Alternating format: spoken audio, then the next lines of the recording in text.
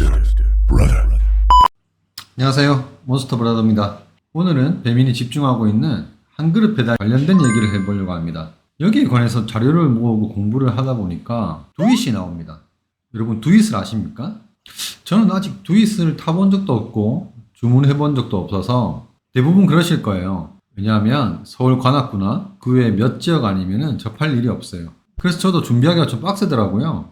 자료가 널리 있는 게 아니니 배달 세상 카페를 많이 활용했습니다. 두잇 게시판이 있기도 하고 오픈 때부터 자료가 있더라고요. 어플을 받고 주소 옮기고 뭐 하고 해도 실제 주문을 해보지도 못하고 콜을 타보지도 못하니까 감이 빨리 오진 않더라고요. 그럼에도 불구하고 저희는 두잇을 꼭 알고 가야 됩니다. 먼저 두잇은 2022년에 평생 무료 배달을 내세우면서 1인 가구를 위한 배달 앱을 슬로건으로 시작했습니다.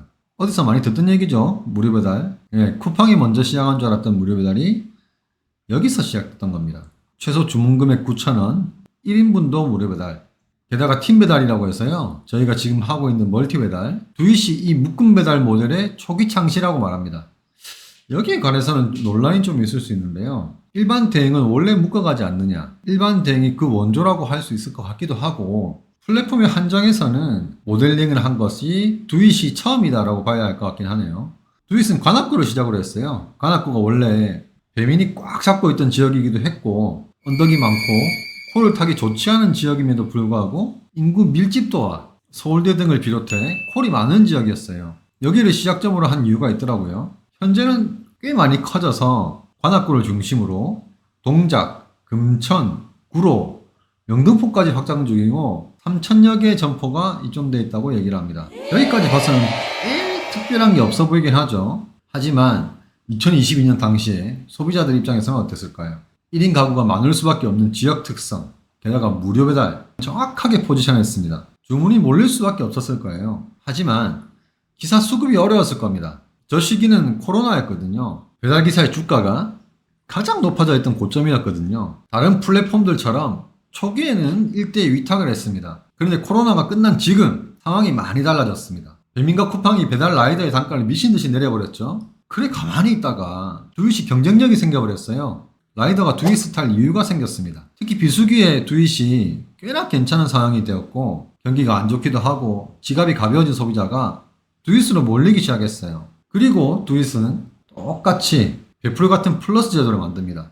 두잇 특공대라고 하죠. 플러스 제도는 물론 쿠팡이 가장 먼저 시도한 것으로 보이고 그 다음이 두잇, 마지막으로 24년 6월에 배민이 배민 플러스로 따라왔습니다. 그런데 특공대로 콜 몰아주게 한 건 두잇이 제대로 시작해버린 것 같습니다. 제가 못 찾은 거일 수도 있으나 2023년 자료들을 샅샅이 뒤져봤는데 두잇에서만 콜 몰아주기 글이 판을 치더라고요. 아무래도 중소규모의 회사다 보니까 이런저런 실험을 함에 있어서 문제가 크게 없었던 게 아닐까 하는 추측이 됩니다. 그리고 우선 배차라는 말을 플랫폼들이 제대로 쓰기가 힘든 거는 카카오에서 콜 몰아주겠다가 과징금 받았죠.